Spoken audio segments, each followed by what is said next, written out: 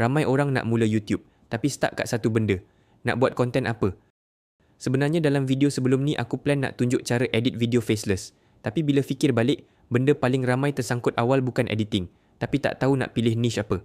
Kalau kau pilih niche, ikut suka hati je. Silap gaya, view sangkut, idea habis dan channel jadi stagnan. Tapi kalau kau pilih niche ikut strategi, channel kau boleh grow walaupun kau baru mula. So video ni aku breakdown macam mana nak cari niche yang demand tinggi, kurang pesaing dan kau boleh buat konsisten tanpa burn out. Segmen 1, niche. Bukan sekadar minat. Minat tu penting tapi tak cukup. YouTube ni bukan pasal apa yang kau suka je, tapi apa yang orang nak tengok dan kau boleh konsisten buat. Ramai orang semangat mula sebab minat edit, minat game, minat cerita hantu. Tapi lepas 3 video, hilang sebab tak ada demand, tak ada strategi. So dalam niche yang kau minat, test dulu. Ramai ke cari? Idea senang datang ke? Kalau ya, baru kita jalan. Dan kalau kau nak lagi padu, guna vidIQ. Free je. Kau install extension dia, lepas tu bila kau buka video YouTube orang, dia terus tunjuk keyword apa yang tengah trending, keyword mana yang bagi view dan keyword mana yang boleh kau try rank. Contoh, buka satu video dalam niche motivasi.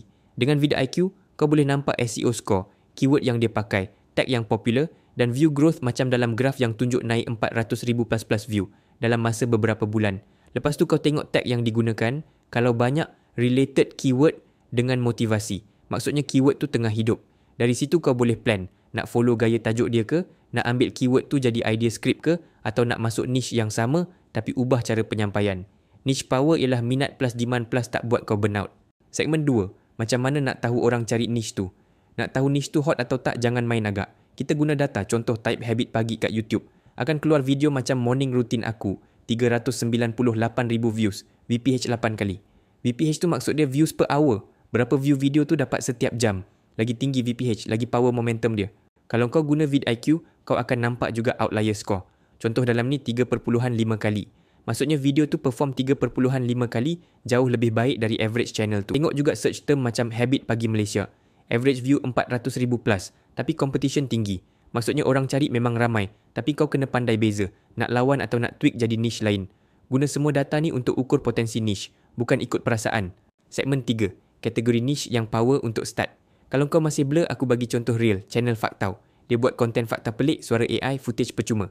Tak tunjuk muka pun tapi view berjuta. Channel ni sekarang ada lebih kurang 1 juta subscribers dan hampir 4 juta view sebulan. Dan estimate income $924 hingga $15,000 setiap bulan.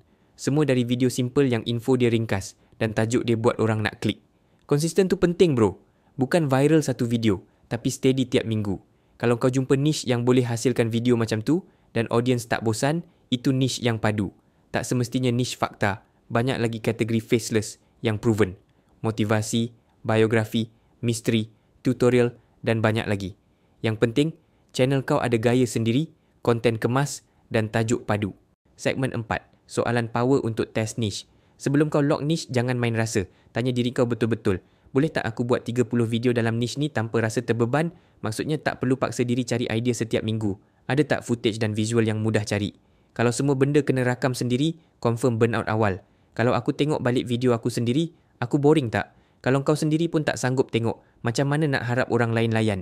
Kalau semua ni, kau boleh jawab ya dengan yakin. InsyaAllah itu niche yang ngam. Yang penting bukan perfect, tapi boleh maintain lama.